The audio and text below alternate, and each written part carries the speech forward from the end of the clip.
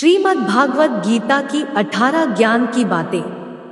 सुख एवं आनंद मनुष्य के भीतर ही निवास करते हैं, परंतु मनुष्य उसे स्त्री में, घर में और बाहरी सुख प्राप्ति के लिए ढूंढ रहा है।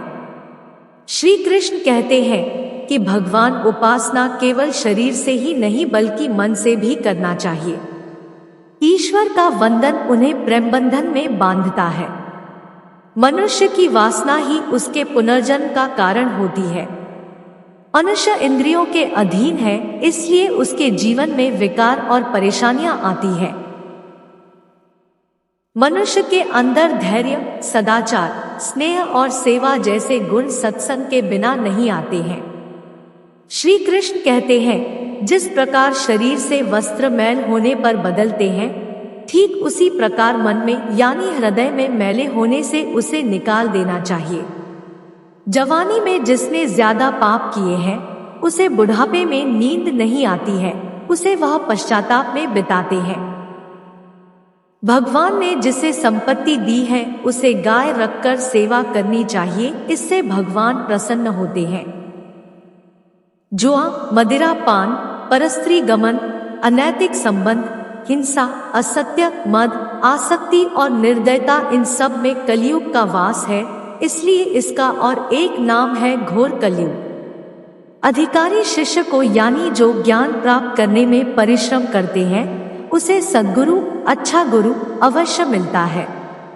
भगवान श्री कृष्ण कहते हैं कि मनुष्य को अपने हृदय को बार बार समझने की कोशिश करनी चाहिए, ईश्वर के सिवाय उसका कोई नहीं है।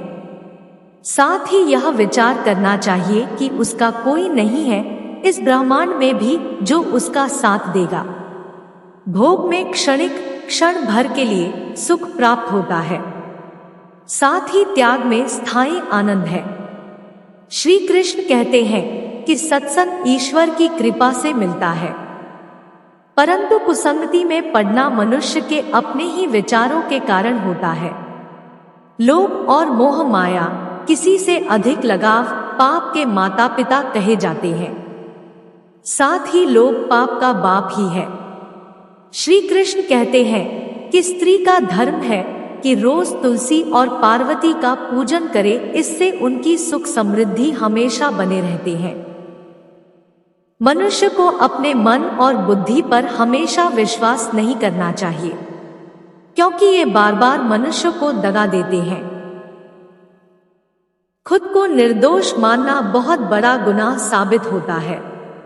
पति पत्नी पवित्र रिश्ता बनाए रखने से भगवान पुत्र के रूप में उनके घर आने की इच्छा रखते हैं। भगवान इन सभी कसौटियों पर कसकर, जांच परख कर ही मनुष्य को अपनाते हैं। इसलिए मन में गलत विचार नहीं रखना चाहिए, सदैव आप किसी के साथ प्रेम भाव से रहना चाहिए।